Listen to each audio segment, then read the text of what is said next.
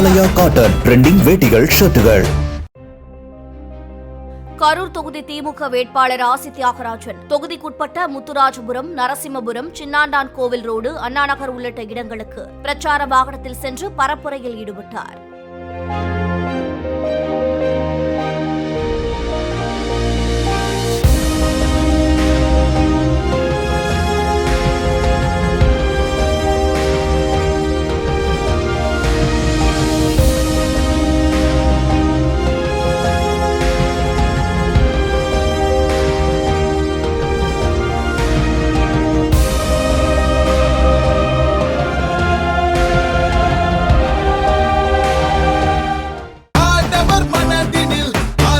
ஆலயா cotton trending வேட்டிகள் ஷர்ட்டுகள்.